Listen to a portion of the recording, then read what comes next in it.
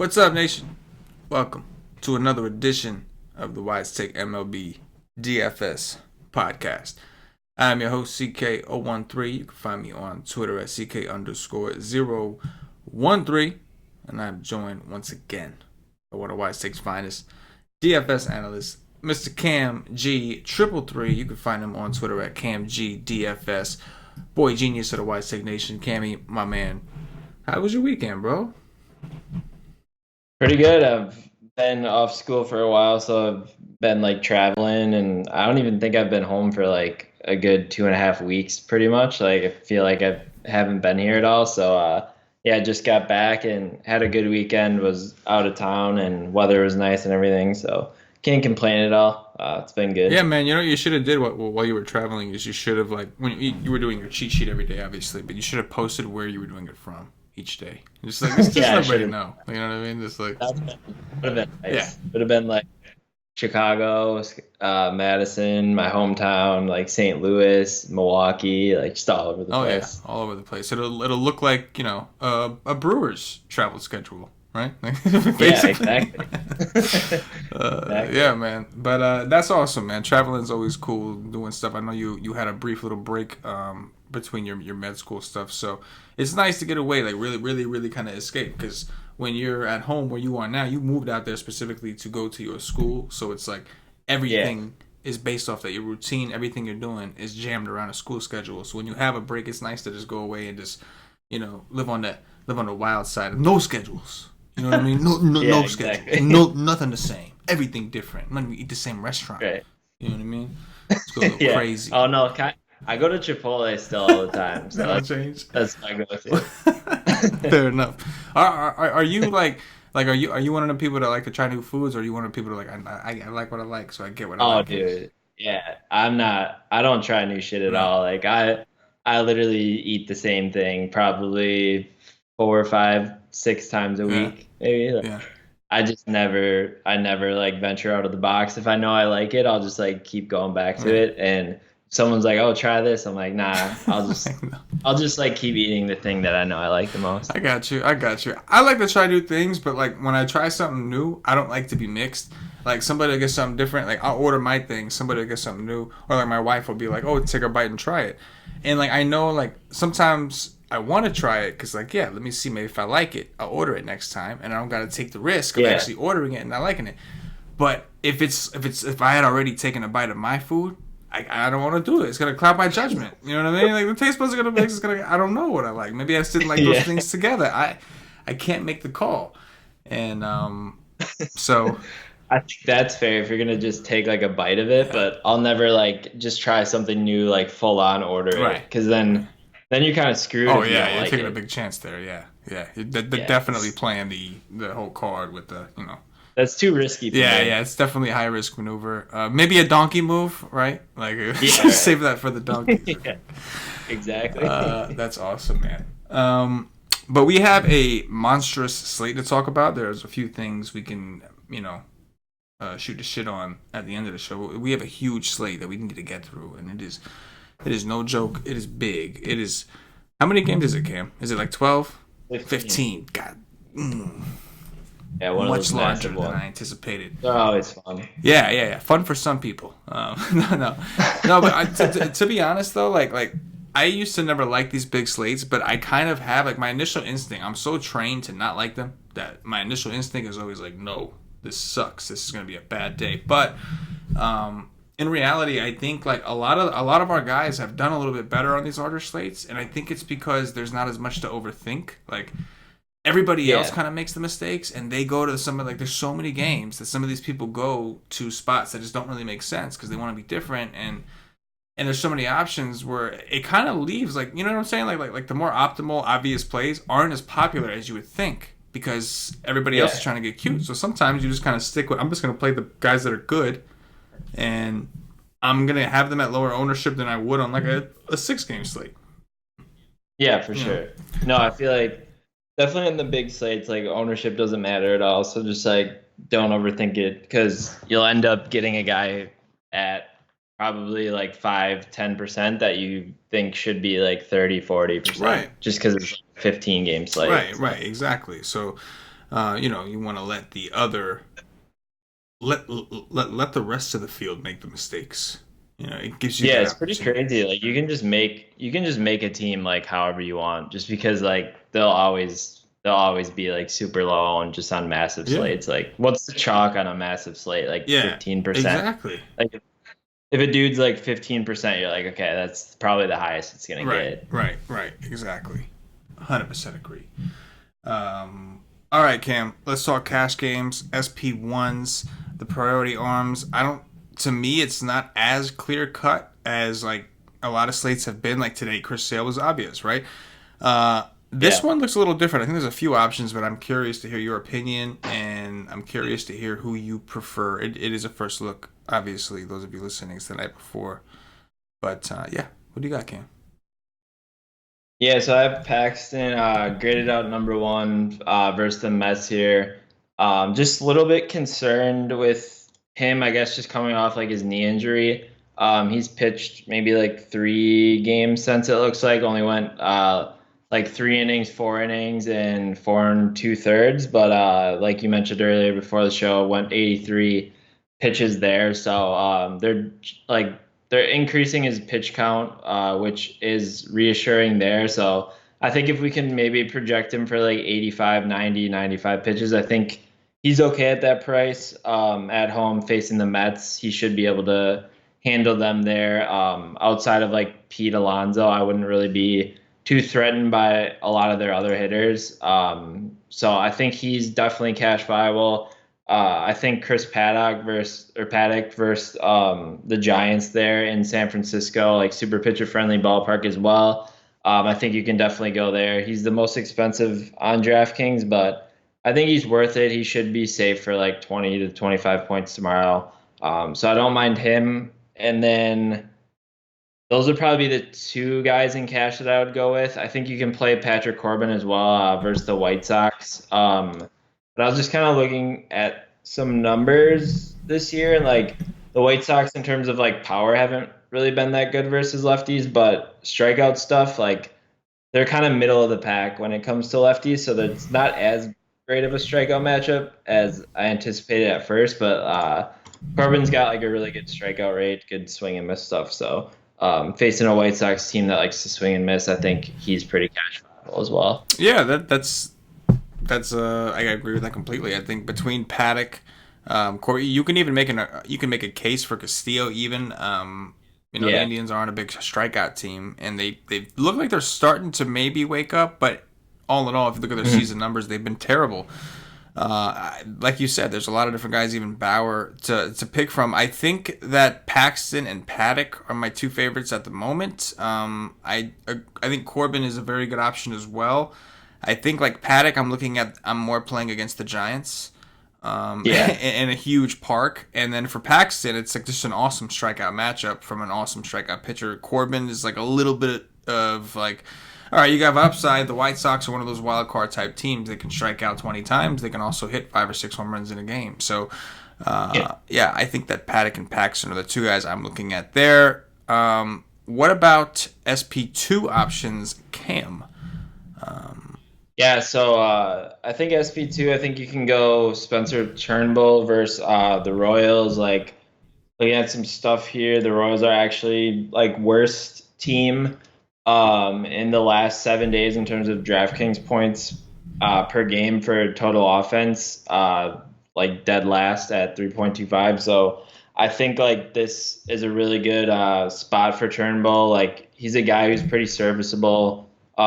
He does actually have some upside in the right matchup. I think like if everything goes right, he probably could get a 25. But oh my God, that Vargas guy for the Diamondbacks just double donged. Oh wow. Um, so they have like a ton of home runs. But yeah, I think Turnbull is viable. I think if everything goes right, he could get like a 25 tomorrow. Has pitched against this Royals team twice already this year and is averaging 24 DraftKings points, which is interesting as well. So I think that's a really good spot for him. He's 8-6 on DraftKings. I'm not exactly sure what he is on FanDuel, but I think he's a really solid like SP2 option. Someone else I was looking at would be Jacob Junis in that same game, 7-2 against Detroit. Detroit's just been like one of those teams that we've been targeting with right-handed pitchers. Third worst strikeout rate in the MLB at 26.3%, and I think the worst WRC plus versus right-handed pitching as well in the MLB. So the best matchup right now for right-handed pitchers is Detroit. So I think he's a pretty viable option as well at home going up against them. I think John Means is fine. I don't love him, but like if you come across him for tournaments, 7-1, I think he does have potential for maybe like a 15 or a 20 there. And then we were kind of talking before the show as well. Oh wow, I did not know that. Yeah, Martin Perez, I like actually. He's 6'7" on DraftKings. I kind of anticipated him to be a lot more like I did not think he was gonna be 6'7". Like it's super cheap. Yeah. So I like him actually. He's someone who's improved this year. I think you could take a shot on him. And then I think the last like more safer guy, we can maybe dig into a couple of these other guys like later once we talk. But I think Daniel Hudson versus Miami. Their Miami's little hot streak is kind of sizzled out as well. He's only 6'2" on DraftKings, super high like ground ball rate. And this Miami team's pretty right-handed heavy now. I think maybe the only guys that they're gonna have is like Granderson and JT Riddle. And JT Riddle's like nothing at all. So and Hudson's like a really high ground ball, like really good versus right-handed hitters. So I think this is a really good matchup for him. And then factoring in that it's in Miami, like even if Granderson would get a hold of one or two, like there's a chance that it doesn't leave the ballpark either. So I like Dakota Hudson there at 6'2". That's probably like the more safer options, and we could maybe dive into like a couple other riskier ones. Yeah, I think in cash, I think that Junis, Perez, and Hudson are probably my favorite three right now for like cheaper options. And I'm assuming I like to get some cheaper options. I think that the Turnbulls and all that is fine in tournaments. We'll talk about the tournament side, but in cash, assuming that we go with a spend up and one. I agree with you. I think Hudson's ground ball rates are just super impressive. Miami does hit; they do have a lot of ground ball hitters on that team, and you're living and dying by BABIP because Miami doesn't strike out a ton, and Hudson is not really a huge strikeout guy, but he's just been like an automatic 10 to 15 points. And in cash games, like Cam said, you're kind of looking for that floor, that safety, and you're just hoping to make up for it with your SP1 and make up for it with your bats. You can make the same argument for Perez. Perez has looked a little rocky lately, but he is backed by one of the hottest offenses in the game. And Seattle, as good as they've been at hitting home runs, and they have hit a lot of home runs, they've also struck out a lot, especially the lefties. So, and then of course you got Junis, who's just looked really good. The Tigers haven't looked all that terrible, but Junis has just looked really good. I mean, honestly, he's looked pretty good, and he's at home in a huge park. So I agree with you. I think those guys are a nice little balance of cheap options to pair with the SP1s and relatively safe situations. So I definitely agree with those three guys. Let's talk tournaments, Cam. What pitchers kind of stand out to you more from a tournament perspective that you're willing to take a risk on, maybe, to get some more upside? Yeah, so it's kind of gross, but someone that like kind of keeps popping out, and my model is Tyler Beatty. Like he's just got good strikeout stuff. Only backed by a 20% K percentage, but he's got a 13% swinging strike rate, like 31% whiff per swing. It just looks like he's hindered by like a really high walk rate so far this year. Really high BABIP as well, like hovering around 400. And like the Sierra is not good at all or anything like that. But I think in like this matchup, there's definitely like a possible range of outcomes where he does strike out a pretty healthy amount of Padres here. He's facing the Padres that are like 27% K rate, which is number one versus right-handed pitching in the MLB. So the nut matchup for his handedness here in his home ballpark in San Francisco, which is just like the most pitcher-friendly ballpark as well. So I think that's like a spot that I'm kind of willing to take a shot at in tournaments. He's 6'6" there, and like I don't know. I think he could maybe get you like a 15 to 20 in the right scenario. Like super risky. He'll be like super low owned, I would assume, and I don't see myself really playing him over like a Perez or anything like that. But I think he's notable to kind of just keep an eye on because I think there is potential that uh, he could have a good outing or two this season. Yeah, like it wouldn't be surprised. Like if you look at his minor league numbers and you look at like some of his stuff, you're just like, why are you struggling so bad, man? Like, it's like, you don't really understand. Like, what the hell? What's going on? Exactly. Why you been so bad? But if you were gonna take a shot on him, despite the fact that he's been so bad, this seems like a situation. A large park. He's at home in San Francisco against a Padres team that does have a lot of power, but also strikes out a lot. So I'm with you there. Anyone else you're looking at just for just for tournaments? We did talk about a lot of these pitchers in cash games, and I think they're all viable. But are there some that maybe come with a little more risk that you're considering? Yeah, I mean, the guy we were talking about before the show, he's like pretty much been priced on DraftKings. He's 5K, but it's Eliza Hernandez going up against the Cardinals. The Cardinals are right there with the Royals in like the past 14 days. Here with like one of the worst, coldest offenses in the MLB. So I think you could take a shot on him. The thing that's concerning with him though is like he's a guy who's been up and down in the minor leagues. I remember last year he was somewhat chalk and kind of busted, and now this year, what has he got? I think it said maybe like 69 Ks in like 48 innings or something on DraftKings, and I could see or in AAA, not on DraftKings. I don't even catch that. I'm nodding my head like, yep. I could see a scenario where maybe he picks up some steam tomorrow just because of that price tag, and then I think that's a scenario where like we maybe flip the switch and go with the Cardinals, like a Cardinal stack there, because he's got 69 strikeouts, 69 strikeouts in 48 innings or whatever, but just kind of looking at some of his stuff, like he's only throwing 93 miles per hour, and I think he really only has two pitches. I think it said maybe like 65% fastball, like 30 some changeup, and like 6% slider. So I mean that's pretty concerning for like a rookie, and it just doesn't really correlate to me there. Like a guy who's just throwing 93 with two pitches that he's having success in AAA. I just don't know necessarily if that's going to translate. So it's probably one of those scenarios where I'll try to feel out maybe what the industry, where like the industry sits at on ownership, and then kind of go from there. Because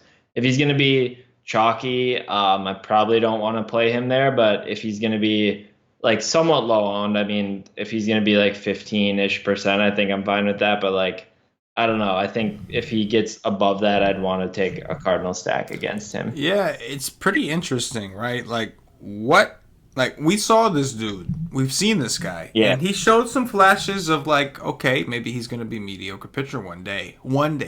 But he was like super inconsistent. And then this year, looking at his AAA numbers, he has been dominant in AAA.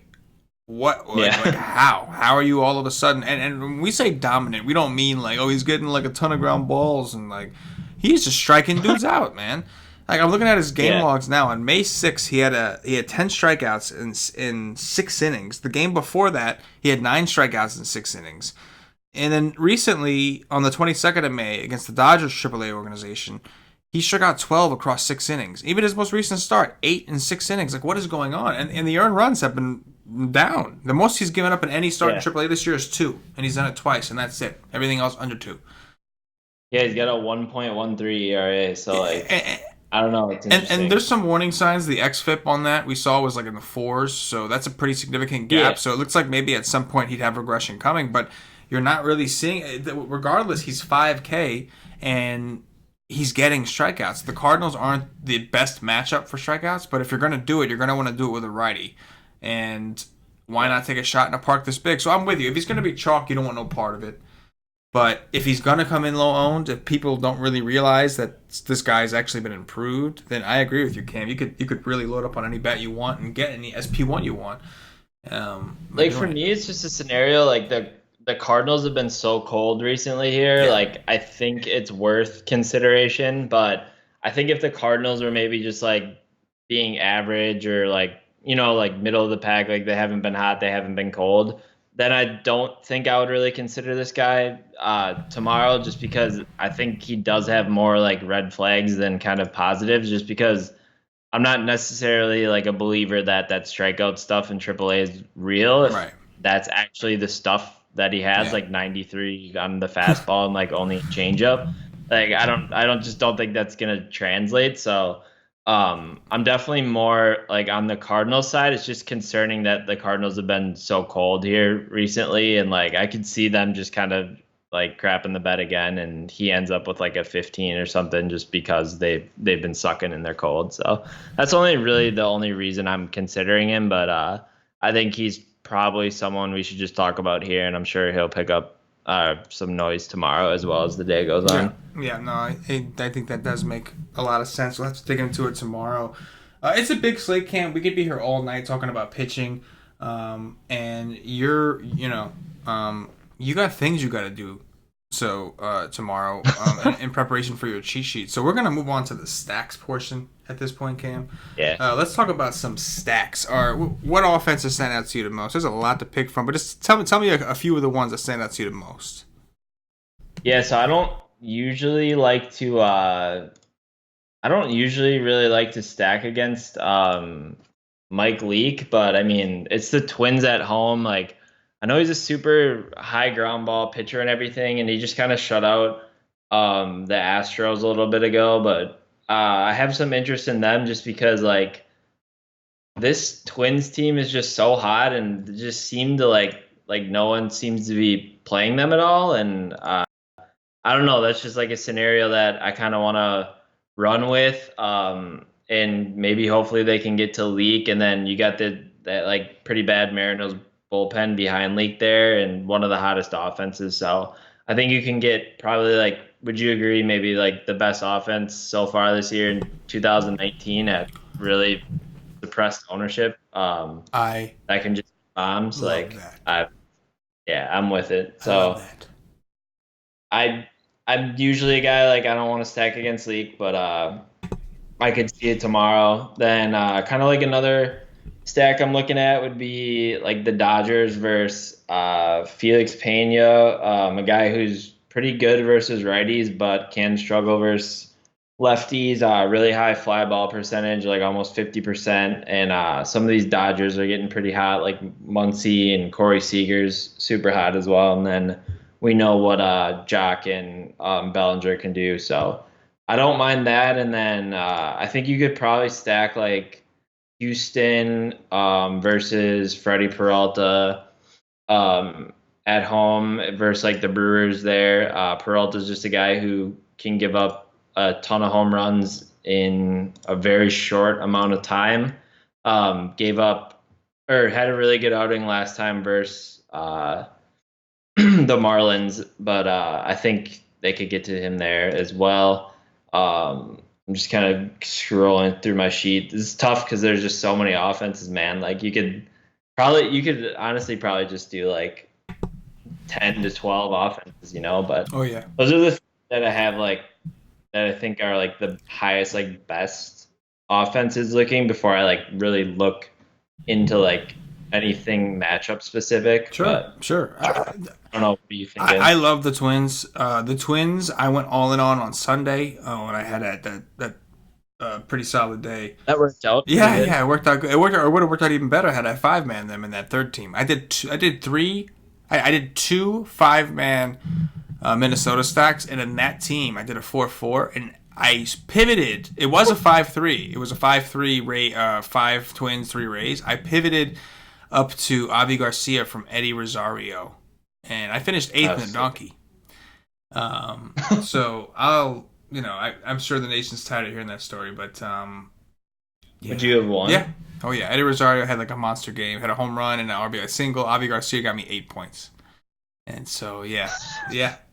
Thug life, It's like 25, 50 grand. 50 grand. Yeah. Oh, Jesus Christ. Man. Yeah, but you know what? Again, like I've been harping the 5-man.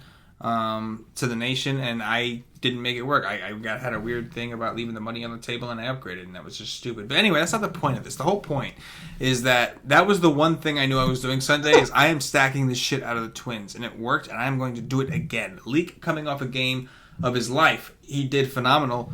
However, he did throw 119 pitches, which is a season high for him. The last time he threw a lot of pitches like that, the next game, I think it was against the Dodgers, he threw like 114. His outing against the Astros the next game did not go so well. Only went about 80-something pitches. And like you said, Cam, this bullpen is hot garbage, just a mess. So I love the Twins. They are my favorite stack by far. And the question is going to be, like, which ones? That's the hardest decision it's going to be. There's going to be 5 of them on my teams. You know what I'm saying? Yeah. Like, it's always the problem when you like the Twins because I find myself literally just liking everyone. Yes. Like, it's usually, there's like a lot of teams in the MLB where it's like, okay, you can like cross off their catcher, like their second baseman, like one of their outfielders, and this is like, okay, Mitch Garver is like an absolute tank. Like, he could double dong any day, so you don't want to overlook him. Yeah. He's like 5K though at the catcher spot, so it makes it tough. And then like Crone is good. Like Shope can double dong on any day. Sano has pop. Like Polanco is one of the best hitters out of nowhere this year in the MLB. And then Rosario, Kepler, and Cruz, and like Buxton even. Like, it's just so hard to make it work. So. Yeah. Like, that's if why you really like the Twins, like that's almost like just the way to go. Is like if you really like the Twins, just go all in on them and just make like a bunch of different combinations, because it's going to be really hard to make like one Twin stack and be comfortable with it because there's just so many ways to work it. 100% agree, and that's exactly what I did Sunday. And there's a good chance I do something like that at least tonight. As long as that there could be some weather in that game, that's the only thing that could hold us back. But as long as that game's got good enough weather to play, I will be stacking the shit out of the Twins. I do think the Nationals are also somewhat of a sneaky offense. They have been really good against lefties, and they get Benuelos and a bad White Sox bullpen, and they're a pretty good park boost for the Nationals. You don't often see them projected for 5.7 runs these days. Yeah, I like that a lot, actually. Right? I didn't really see that they were versus a lefty, but that's something I always usually attack. I know you do. We all tried to do it in San Diego, and I think like not that it was terrible, but the park kind of got the better of it there. It's the same situation, except we're in a awesome hitting park. So right. Yeah. So and a worse bullpen. San Diego actually does have a sneaky good bullpen. But I'm with it, man. Like those are the main offenses I'm looking at. I'm sure tomorrow things will open up. We didn't even talk about cores. We can get into that situation we have to dig into with Quintana against the Rockies. But I just like cores has been going off. It really has. But because their prices are so high on a slate like this, there's already other offenses I like that are cheaper. I'm more likely to go try to get it elsewhere, right? Like the cores kind of went off today too. It started off with like 5 home runs.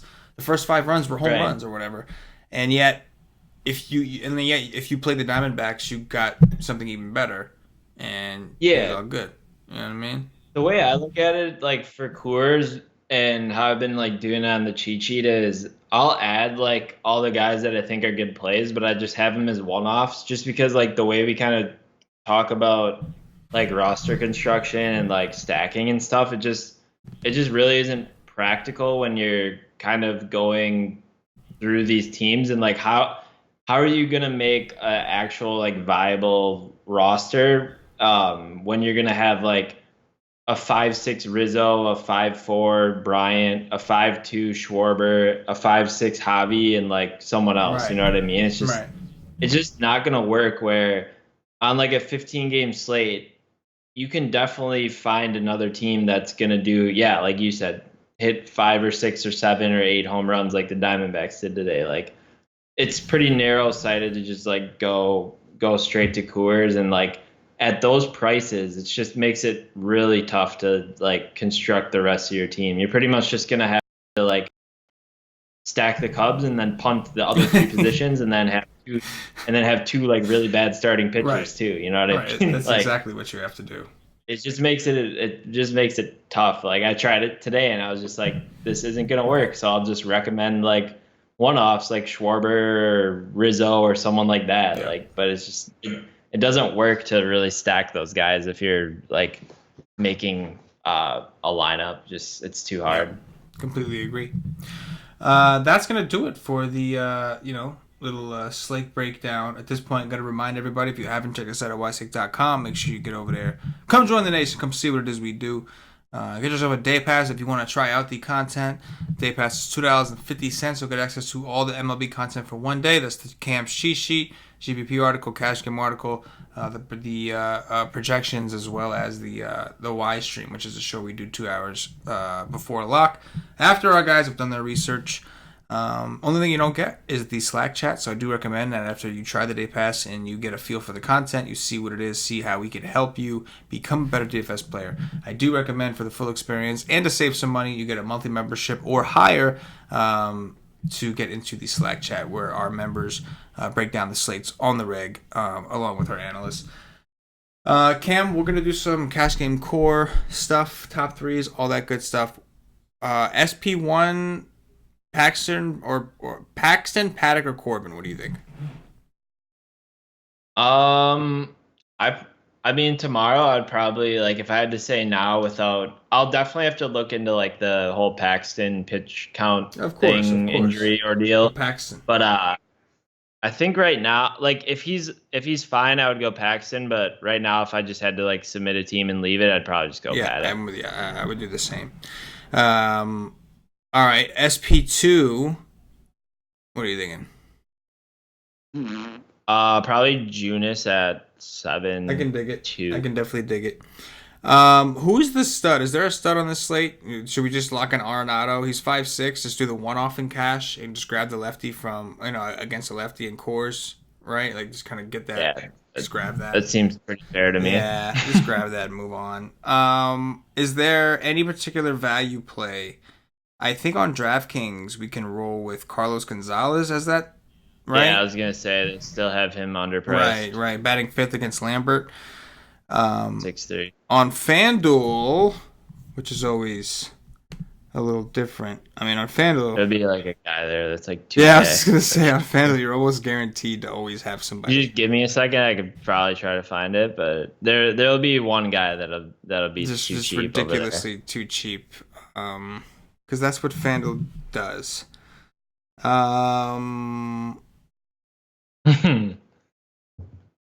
This won't take too long.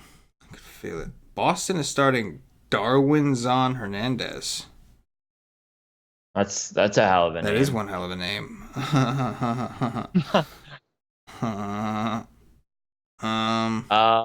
So there's cheap guys on. Oh, you could look for. Oh, I got a guy. Yeah, Yordan Alvarez. Oh yeah. Right, this guy's supposed to be a beast, bro. What's he price? Oh, 2.5. Yeah, FanDuel 2.5. What's his DraftKings price? Because that dude, I don't know. He's 3,800. 3,800. Yeah. This guy apparently was like doing freakish things in AAA. Yeah. And you kind of wonder, with all the injuries Houston's had, like, what the hell took you so long to call this guy up? Like, right? Like, yeah. Like, so he's played in one game. He had 4 plate appearances, and he hit a home run. I'm trying to see. This man had 23 home runs in 56 games in AAA this year, Cam. That's insane. 23 home runs. He's got a 15% walk rate, a 19.8% strikeout rate, a 399 ISO, a 176 WRC plus. This guy is just a freak, and so yeah, that's the guy, right? Like, that's the MF guy. Golden State took the lead. Gia. Oh shit. Gia. Only reason I care is because I bet on them. So right, Otherwise, I'm just like, man, I'm a Knicks fan. What's the score? Both these guys. 106 to 103. I'm on a little bit of a delay because I'm watching. How much time's left? I think there's under a minute. Pretty sure. Oh shit. Yeah, man. I think Howie Kendrick's pretty underpriced too on FanDuel. He's 3K. Yeah, I can dig that. Versus a lefty, he's been crushing the ball. I can dig it. That seems he's 5'3" on DraftKings and he's 3K Holy on shit. FanDuel. What a world. Price discrepancies out the ass. Yeah. Dog watch, Cam. Who's going deep? Oh boy. Oh boy. Is right. There's so many options. Maybe we can get a little weird. Get different, Cam. Get different. You know who could like double dong be surprising? I think Dietrich versus Bauer. Bauer struggled with lefties a lot. Bauer's been struggling. Yeah, Bauer hasn't looked very good this year, man. I'm with that. No, yeah, he's been giving up so much And power. clearly, Like, Dietrich he's been is giving now up on the home runs. gas, so he's Oh clearly yeah, roid he's just now. like yeah. So I could take Yeah. that. I could dig it.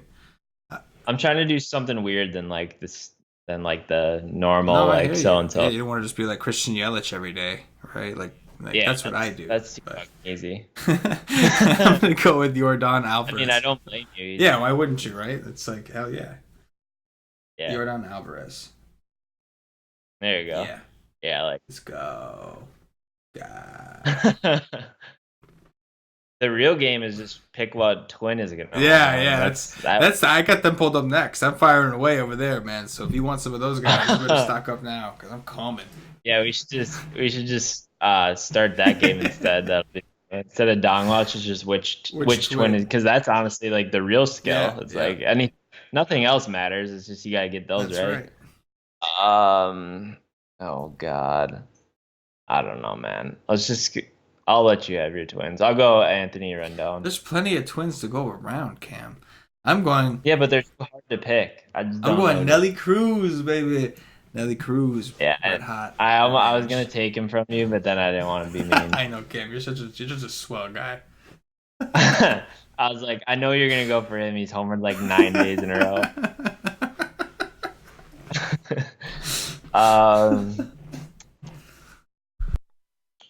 Let's go Corey Seager.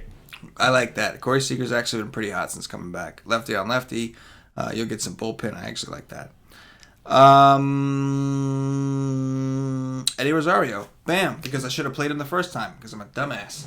So let's go. Let's go.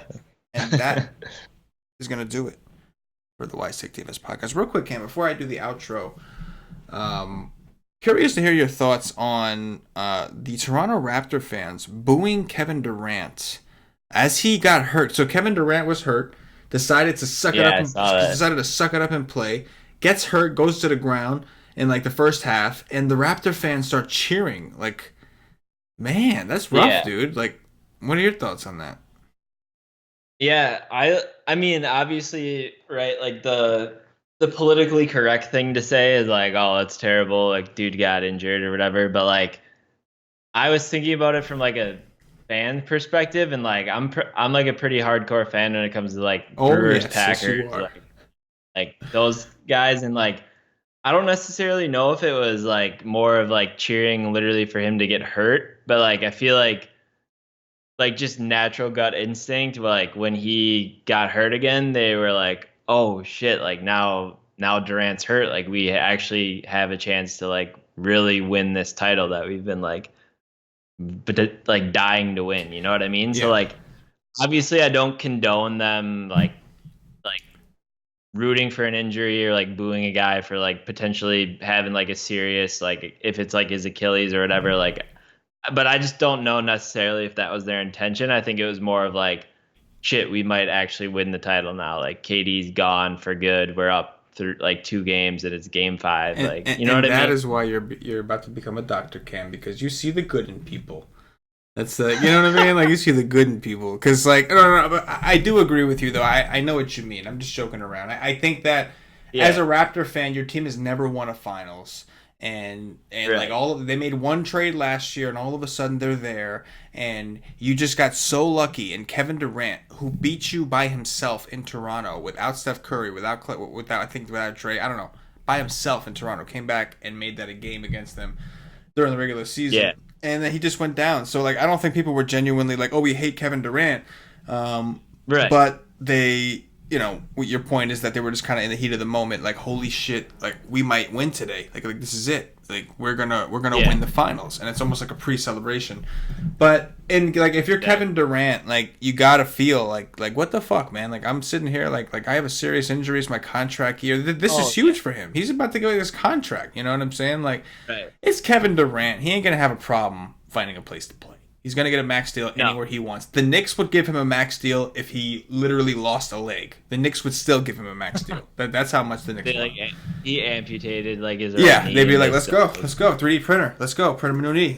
Let's do this. You know what I mean? Yeah, exactly. Titanium, let's do it. No, I feel like that's the serious thing is like I don't know if like I don't know what his injury was, but like I feel like he really could have done something bad to like his Achilles or something because he wasn't holding like his calf. He was holding like by his Achilles like region, and if you watch him like walk, he's like walking weird. It doesn't look like he like strained his calf. It looks like he's like not able to like functionally move it correctly. Like I don't know. I feel like it was a thing where they were like kind of holding him out, and I think like a lot of like Achilles injuries like that, it starts with like a slight like injury, and it's just inevitable that it's gonna like pop eventually. So like I think it was like one of those things where they're like, we're gonna hold you out till you like we actually need you, then you can like come play, but like you're probably just gonna re-injure it. It's just a matter of time, and then like it just happened. You know what I mean? Yeah. No. I think that is definitely cause for concern. Not for the Knicks; they'll still do it.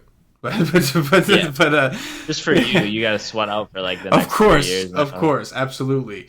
You'll give him max money and he'll do it again. I'll tell you what, if anything, I think what Toronto really did was incentivize Kevin Durant, who we do know is a lot more emotional than he used to let on of a player, to sign somewhere in the East, just to make sure he can stick it to Toronto every single time they go to the playoffs. You know, like I feel like that is going to happen. I feel like I can see him. I'm not even saying that maybe they're not the Knicks, although if you're coming to the East, it'll probably be the Knicks. But if I can see Durant like, you know what, I'm going to the East and I'm going to whoop that ass every time. Every time I go there, I'm just gonna light it up, because I know, like, I agree with you of maybe how the fans meant it, but it's still like a guy got hurt and you booed. Yeah. This is a huge thing for him. He's trying to get paid. He made it very clear, Kevin Durant, that this offseason was about him trying to get paid.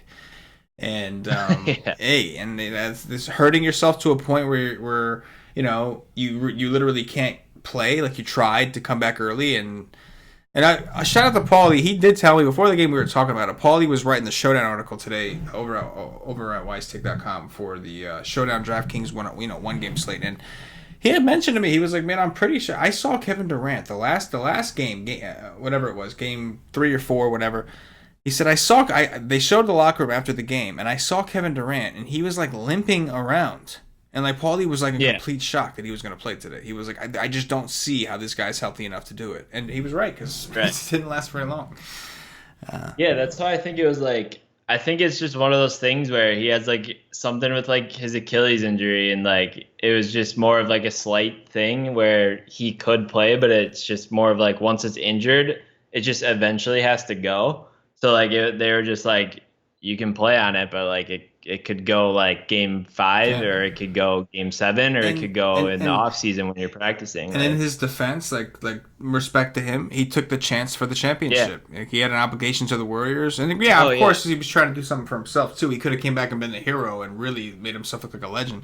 But at the end of the day, you know, he took the championship. He did it for the organization, who he is committed to. So. I think he definitely like gained some respect just from like everyone in general, and like obviously like I'm sure like his teammates now even more want to like win just for him because he went out there, and like now they picked another one up on the road. They're gonna go back to Golden State, so like I mean, who knows? That could be like the big swing in the series, just him going down, and who knows, they rally 3-0 and win it for him. Hey, it was absolutely. It was done to them, right? Didn't Cleveland? It was done to them. Yeah, exactly. The dirty was done to them, so they can do the dirty to their neighbor. There, let's go. That's gonna do it. That'd be so frustrating. Yes, it would. That's gonna do it for the Why Say DFS podcast. If you're watching on Facebook, if you're watching on YouTube, give us a thumbs up. Click that like button, give us a thumbs up. If you're watching on Facebook, give us a like and a share to support the Why Say Nation. If you're watching on Twitch or Twitter, give us a follow, give us a retweet. If you're listening to us on Podbean or iTunes, give us some 5-star reviews. Cam, this was real, man. Appreciate it. It was a lot of fun. Anything in closing before we get out of here? Yeah, we'll just have to cut that exit saying, and then we'll just do another one after the show and repost Repost it. Yeah, you know the drill. it. Nah, I'm good. I like the slate tomorrow. So good luck, There you everyone. go. For Cam, for myself, the entire White Snake Nation, as always, good luck. Yeah.